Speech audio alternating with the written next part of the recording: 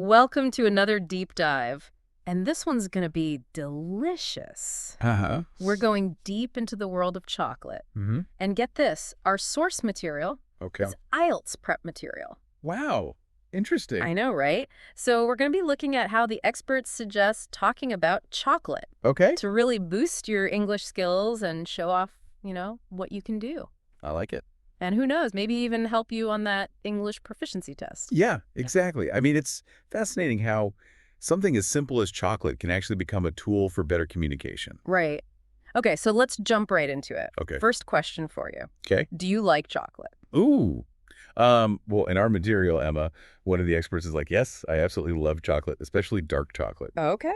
And she mentions the taste and health benefit. Makes sense. Pretty standard answer. Yeah, relatable for sure. Yeah. But then Mark, the other expert, is like, okay, but let's take this a step further. Okay, how so? He encourages Emma to add some science. Ooh, interesting. Yeah. Like he says she should mention that dark chocolate can boost serotonin levels. I see. So it's like not just, I like it, but here's a specific reason why. Yeah, and it makes it more interesting, like it adds a layer of depth to it. Right. Like instead of just plain chocolate chips, you're adding those gourmet ones. Uh-huh.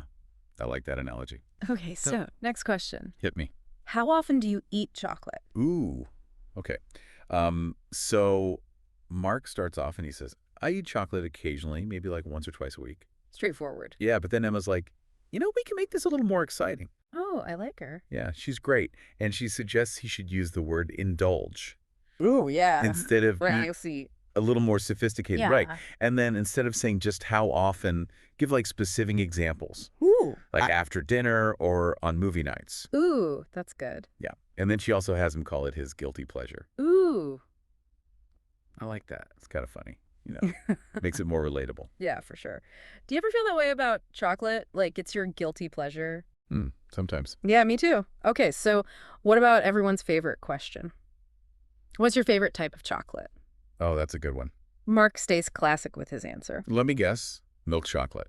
You got it. Haha. Yeah, he talks about, smooth texture, sweet, creamy flavor, and how it reminds him of his childhood. Oh, that's sweet. Yeah, but basic, right? Yeah. But then Emma jumps in. With some spice. You know what?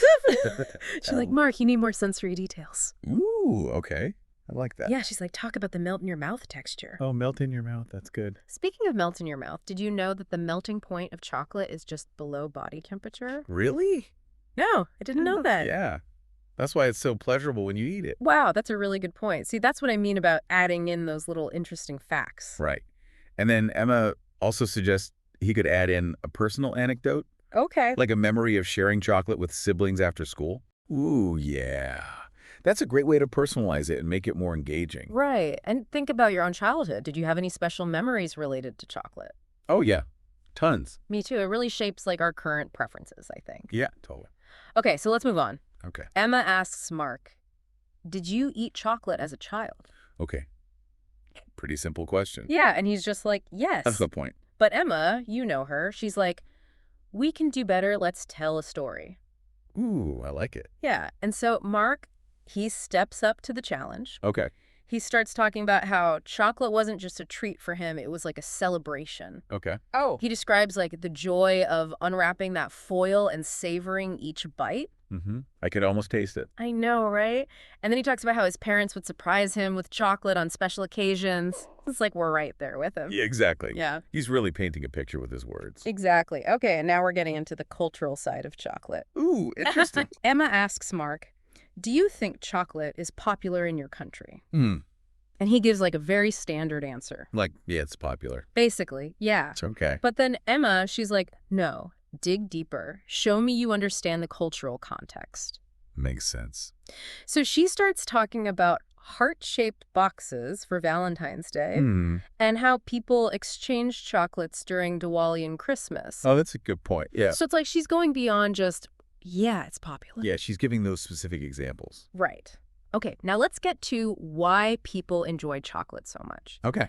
This time, Mark asks Emma the question, is like, why do you think people enjoy chocolate so much? I'm curious to hear her answer. Yeah, so her first response is like, taste and convenience. Makes sense. But then she digs a little deeper. Okay. She starts talking about the rich taste, Yeah. the versatility of chocolate and how it evokes, like, feelings of nostalgia and comfort. Ooh, she's going deep. Right, like, there's so much to uncover. I know. It's like we take chocolate for granted.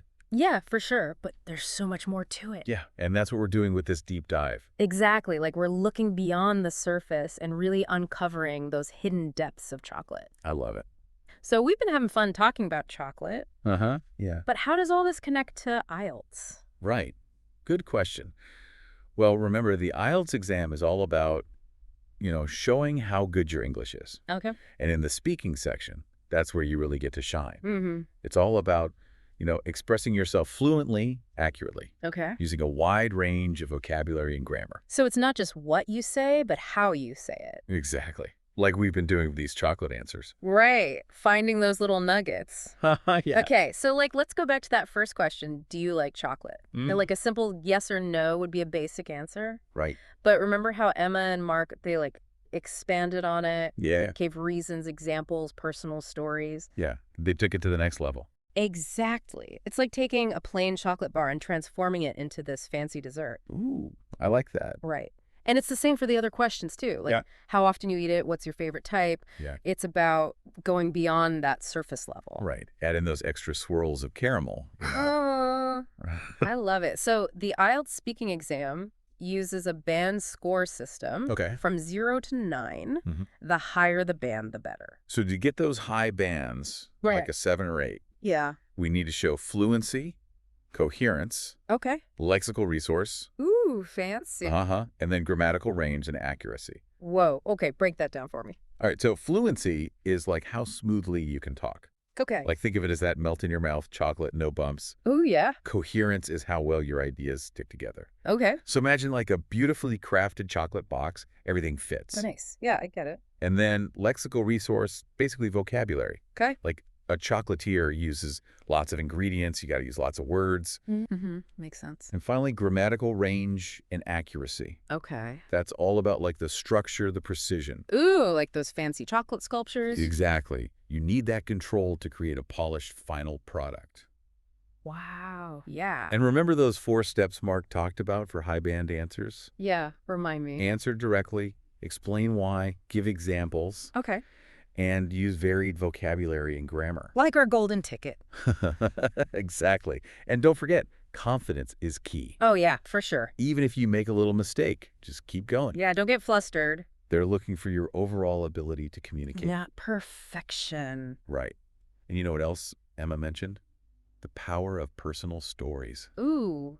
Yeah, I like that part. Stories, they really grab our attention. Yeah. And they make things more memorable. Sure. So when you're in that IELTS speaking exam, sharing your own stories can really connect with the examiner. You're like offering them a piece of your favorite chocolate.